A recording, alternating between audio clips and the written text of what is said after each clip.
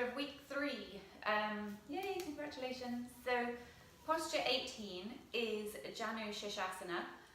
And there are 3, there's A, B and C, but I'm going to just do A and B in this video, purely because C puts a bit of extra strain on your knees, and I prefer to be with you in the class. So we'll do that one in class in a couple of weeks probably. So just A and B in this video.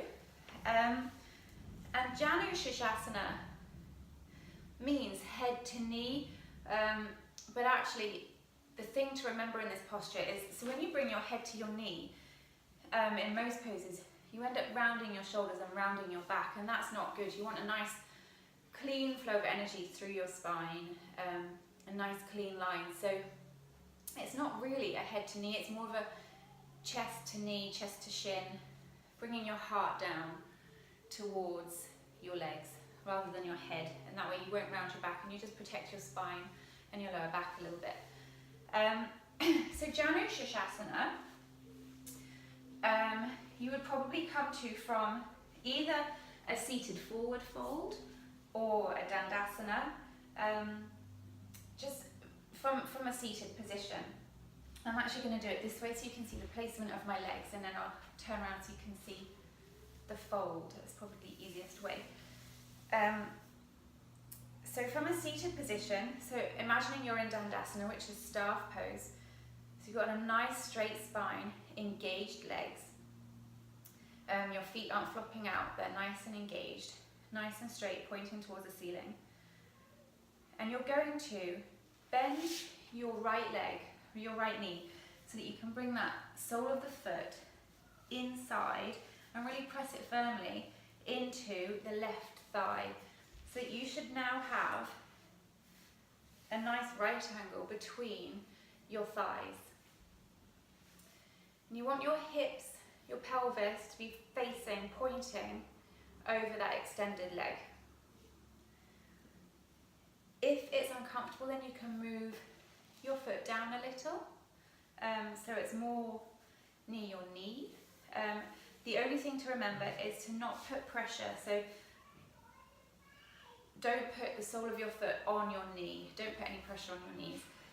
So ideally up in your groin, top of the thigh, hips pointing over that extended leg. And there are options here, and I'm going to give you all 3. So the first would be you inhale, find some space in your spine, and on your exhale, folding over at your hips and bringing your hands around your foot. If that's not comfortable, then you could bring it around your ankle or your shin, or you could grab a scarf or a belt, a strap, and hook it around that front foot and hold on to that. I'm going to show you the fold from this way now. So just so you can see where I'm folding and what I mean by rounding the back and folding at the pelvis. So inhaling the arms up and exhaling, folding over at the hips and bringing your hands to wherever they feel comfortable. So in this position, I'm just going to show you, if you were to bring your head to your knee, you end up doing that, and you can see your spine's rounded, your shoulders are rounded. What you need to do is fold at the pelvis, fold at the hips, and bring your chest towards your legs, towards your knees. So bringing is more of your heart to your knee than your head to your knee. And your gaze in this position is kind of grazing the top of your toes, so it's over towards the horizon, a soft gaze to the horizon, over the top of your toes. And this is Janu Shirshasana A. And holding for 5 breaths. With every inhale, trying to find a bit of space in your spine, and every exhale, just folding a little bit deeper. And then when you're ready, coming up, and you're now going to, I'm going to turn so you can see. So your foot's here in A, on the inside of your thigh. What you're going to do is kind of put your hands either side of your hips and lift yourself up and scooch forward a bit so that the heel of your right foot is now in your perineum. So you're kind of sitting on that heel. And again, you're going to, so now it's less of a right angle and more of a 80-degree-ish pose, 80 degree, 75-degree bend now between your two thighs. And you're going to inhale like you did last time, and exhale, folding over, bringing your hands either around your foot or your ankle or using a strap, and folding here over that extended foot.